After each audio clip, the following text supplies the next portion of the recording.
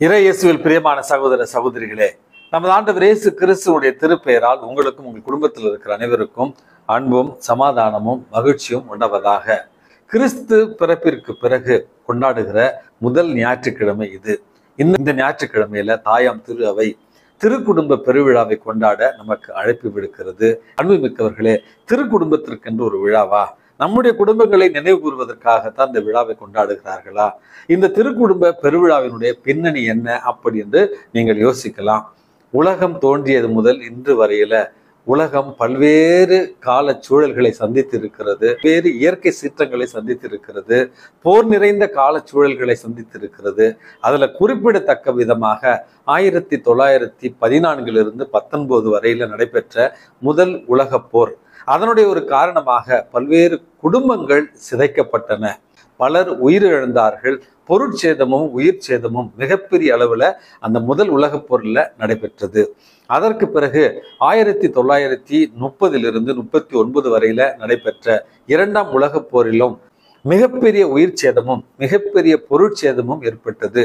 பஞ்சம், பசி, பட்டினி உலகத்துல தலைவரித்தாடிய ஒரு சூழல் தான் இந்த ஒரு காலகட்டம். இந்த இரண்டு போர்களும் ஏற்பட காரணமாக இருந்ததை நம்ம யோசித்தோம் என்றால் சுயநலம் தான், வேற எதுவுமே கிடையாது.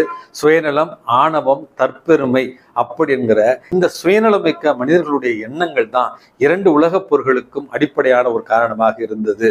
பல குடும்பங்களில் ஆண்களே இல்லாத ஒரு நிலை, மிகப்பெரிய ஒரு பொருட்சேதம், குடும்பங்களில் நம்பிக்கையற்ற ஒரு சூழல் நிலவி வந்த இந்த ஒரு காலகட்டத்துல தான் 1963 இரண்டாம் வத்திக்கான் சங்கம் தொடங்கப்படுகிறது. அன்புமிக்கவர்களே, திருச்சபையில மிகப்பெரிய ஒரு மாற்றத்தையும் திருச்சபையினுடைய மக்கள் மீதான புரிதலையும் மாற்றி அமைத்த ஒரு திருச்சங்கம் என்றுதான் இந்த திருச்சங்கத்தை நம்ம அறிகிறோம். இவைகள் அனைத்தையுமே அடிப்படையாக கொண்டுதான் இந்த திரு குடும்ப பெருவிழா என்பது. குடும்பங்கள் இப்படித்தான் இருக்க வேண்டும், குடும்பங்களுடைய ஆதாரம் என்ன, குடும்பங்களுடைய அடித்தளம் என்ன என்று உலகிற்கு உறக்க சொல்வதற்காகத்தான் இந்த திருவிழாவை தாயாம் திரு அவை நமக்கு பரிசாக கொடுத்திருக்கிறது. கணவன் மனைவிக்கு இடையே பிளவுகள் ஏற்பட்டு இருக்கின்றன. பல்வேறு குடும்பங்களில் விவாகரத்தின் காரணமாக குடும்பங்கள் சிதைக்கப்பட்டிருக்கிறது. குடும்பங்களில் ஒற்றுமை இல்லாத ஒரு நிலை, குடும்பங்களில் புரிதல் இல்லாத ஒரு நிலை, பிள்ளைகளுக்கும் பெற்றோருக்கான உறவுல மிகப்பெரிய ஒரு விரிசல் ஏற்பட்டு இருக்கிறது. பொருளாதார காரணங்கள், உளவியல் காரணங்கள் மற்றும் உறவு நிலை காரணங்கள் அப்படி என்று குடும்பங்களில மிகப்பெரிய குழப்பம் இருந்து கொண்டிருப்பதை நம்மால் இன்றைக்கு புரிந்து கொள்ள முடியும். இதனுடைய ஒரு காரணமாகவே பல்வேறு குடும்பங்களில தனிப்பட்ட முறையில உளவியல் சிக்கல்கள் இருக்கின்றன மற்றும் மனச்சோர்வோடும் மனக்குழப்பத்தோடும் மன அழுத்தத்தோடும் இன்றைக்கு மக்கள் வாழ்ந்து கொண்டிருப்பதை நம்ம கண்டுகொள்ள முடியும். இந்த ஒரு சூழ்நிலையில தான் தாயாம் திரு அவை இந்த விழாவை கொண்டாட நமக்கு அழைப்பு விடுக்கிறது. நமக்கு கொடுக்கப்பட்டிருக்கிற முதல் வாசகம் என்பது சாமுவேல் புத்தகத்திலிருந்து எடுக்கப்பட்டிருக்கிறது. அந்த புத்தகத்துல சாமுவேல் இறைவாக்கினருடைய தாய் அன்னா மற்றும் தந்தை எல்கானா கடவுளிடமிருந்து பெற்றுக்கொண்ட சாமுவேல் என்கிற அந்த குழந்தையை கோயிலுக்கு திருப்பி காணிக்கையாக ஒப்பு கொடுக்கிற அந்த ஒரு நிகழ்வை தான் முதல் வாசகமாக நம்ம பார்க்கிறோம். அன்னால் திருக்கோவிலில் இருந்த குரு எலியாவிடத்துல சென்று, நீங்கள் பார்க்கும் வகையில கடவுளிடம் அழுது மன்றாடி பெற்றுக்கொண்ட குழந்தை இது, கடவுளிடமிருந்து பெற்றுக்கொண்டேன், கடவுளுக்கே திரும்பவும் காணிக்கையாக தருகிறேன் என்று ஒவ்வொரு பெற்றோரும் தங்களுடைய பிள்ளைகளை எந்த நிலையில் அவர்கள் வைத்திருக்க வேண்டும், பிள்ளைகள் யார், கடவுளுடைய கொடை, அந்த பிள்ளைகளை கடவுளுக்கே நாம் திரும்ப தர வேண்டும், ஒழுக்கத்தோடும் ஞானத்தோடும் அவர்களை நம்ம கொடுக்க வேண்டும் என்பதைத்தான் அந்த முதல் வாசகம் நமக்கு தெளிவுபடுத்துகிறது. இரண்டாவது வாசகம் திருத்தூதர் யோவான் எழுதிய மடலில் இருந்து கொடுக்கப்பட்டிருக்கிறது. கடவுள் நம் மீது எவ்வளவு அன்பாக இருக்கிறார், அந்த அன்பின் ஒரு வெளிப்பாடாகத்தான் தன்னுடைய மகனையே நமக்கு கொடுக்கிற அளவுக்கு இந்த உலகின் மீது அன்பு செய்திருக்கிறார். நாம் அவரை திரும்ப அன்பு செய்ய வேண்டும் என்றால் அவருடைய கட்டளையின்படி வாழ வேண்டும். இரண்டாவது, நம்முடைய சகோதர சகோதரிகளை அன்பு செய்து வாழ வேண்டும் என்கிற செய்தியைத்தான் இரண்டாவது வாசகம் நமக்கு கொடுக்கிறது. மூன்றாவது வாசகம் காணாமல் போன இயேசுவை கோயிலில் கண்டடைந்த ஒரு நிகழ்வைத்தான் மூன்றாவது வாசகமாக, நற்செய்தி வாசகமாக நம்ம பார்க்கிறோம். நமது ஆண்டவர் இயேசு கிறிஸ்துவை வழக்கப்படி அப்படி என்ற ஒரு வார்த்தை கொடுக்கப்பட்டிருக்கிறது.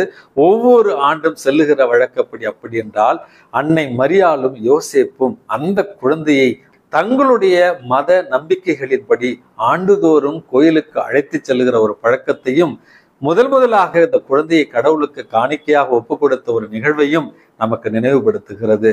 அன்புமிக்க பெற்றோர்களே, இந்த அருமையான தினத்துல இந்த அழகான குணத்தை, புண்ணியத்தை இந்த திருக்குடும்பத்திலிருந்து நம்ம கற்றுக்கொள்ள வேண்டும். நம்முடைய குடும்பத்தில் இருக்கிற பிள்ளைகள் கடவுளால் நமக்கு கொடுக்கப்பட்ட கொடை. அந்த கொடையை இறைவனுக்கு காணிக்கையாக நாம் அர்ப்பணிக்க வேண்டும், முதலாவது. இரண்டாவது, அன்னை மரியாளையும் யோசேப்பையும் போல அந்த குழந்தைகளுக்கு விசுவாசத்தை கொடுக்க வேண்டியதும் அதே நேரத்தில் ஒழுக்கத்தை கற்றுக் கொடுக்க வேண்டியதும் நம்முடைய கடமை என்பதையும் இந்த விழா நமக்கு உணர்த்துகிறது. அன்புமிக்கவர்களே, அதற்கு பிறகு இயேசு அன்னை மரியாளிடத்திலும் யோசேப்பிடத்திலும், நான் தந்தையின் அலுவலில் ஈடுபட்டிருக்க வேண்டும் என்று உங்களுக்கு தெரியாதா, என்னை ஏன் நீங்கள் தேடினீர்கள் என்கிற அந்த ஒரு விளக்க நேரத்தில் கூட சில நேரங்களில் பெற்றோர்களுக்கு என் பிள்ளை என் பேச்சே கேட்கறதில்ல சாமி, கிழக்க போ சொன்னா மேற்க போறா, இதனால மன உளைச்சலா இருக்குன்னு நீங்கள் யார் யாரெல்லாம் யோசிக்கிறீர்களோ, அன்புமிக்கவர்களே, குழந்தைகள் உங்களுக்கு வரம் என்று சொன்னேன். அதே நேரத்துல அவர்களுக்கான சுதந்திரத்தையும் அவர்களுக்கான மனித மாண்பையும் கற்றுத்தர வேண்டும் என்பதையும் இந்த விழா நமக்கு உணர்த்துகிறது. மூன்றாவது ஒரு செய்தியாக, இயேசு கோவிலில் இருந்து அவர்களுடைய பெற்றோரிடத்துல சென்று அவர்களுக்கு கீழ்ப்படிந்து பணிந்து நடந்தார். அவர் கடவுளுக்கு உகந்தவராகவும் தன்னுடைய பெற்றோருக்கு உகந்தவராகவும் அவர்களிடையே வாழ்ந்தார், வளர்ந்தார் என்கிற செய்தியும் கொடுக்கப்பட்டிருக்கிறது. குடும்பத்தில் இருக்கிற பிள்ளைகள், நமக்கு கொடுக்கப்பட்டிருக்கிற பெற்றோர்கள் இந்த மண்ணகத்துல இறைவனால் கொடுக்கப்பட்ட கொடை. அவர்களே நம்முடைய வாழும் தெய்வங்கள் என்பதை உணர்ந்து அவர்களுக்கு கீழ்ப்படிந்து நடக்கவும், நம்பிக்கையிலும் விசுவாசத்திலும் அன்றாடம் நாம் வளரவும், அதே நேரத்துல நமக்கான கடமைகளை நிறைவேற்றவும் தான் இந்த விழா நமக்கு அழைப்பு விடுக்கிறது. ஆகவே அன்புமிக்க சகோதர சகோதரிகளே, பல நேரங்களில் குடும்பங்களில் இருந்துதான் குழந்தைகள் நல்லவற்றையும் தீவற்றையும் கற்றுக்கொள்கிறார்கள். சிறுவன் பள்ளியில பேப்பர் திருடி விட்டான் என்று ஒரு குற்றச்சாட்டோடு வீட்டுக்கு வருகிற நேரத்துல மனைவி தன்னுடைய கணவனிடத்துல, ஏங்க இன்னைக்கு பேப்பர் திருடிட்டான் அப்படின்னு சொல்லி எச்சம் கூப்பிட்டு என்ன ரொம்ப அதிகமா திட்டாரு, எனக்கு மனசு கஷ்டமா இருக்குன்னு சொன்ன நேரத்துல அந்த தந்தை மகனை பார்த்து, நீ ஏன்டா ஸ்கூல்ல பேப்பர் திருடின, என்கிட்ட சொல்லியிருந்தா நானே என் ஆபீஸ்ல இருந்து எடுத்து வந்து கொடுத்துருப்பேன்ல அப்படின்னு ஆறுதல் சொன்னாராம். பல நேரங்களில் பிள்ளைகள் வளர்ப்புல தவறான முன் உதாரணமாக இருக்கிறோம் என்பதை புரிய வைக்கத்தான் இந்த உதாரணத்தை நான் சொன்னேன். ஆகவே அன்புமிக்கவர்களே, திரு குடும்ப பெருவிழாவில் முதல் செய்தியாக நம்முடைய குடும்பங்களில் விசுவாசம் விதைக்கப்பட வேண்டும்.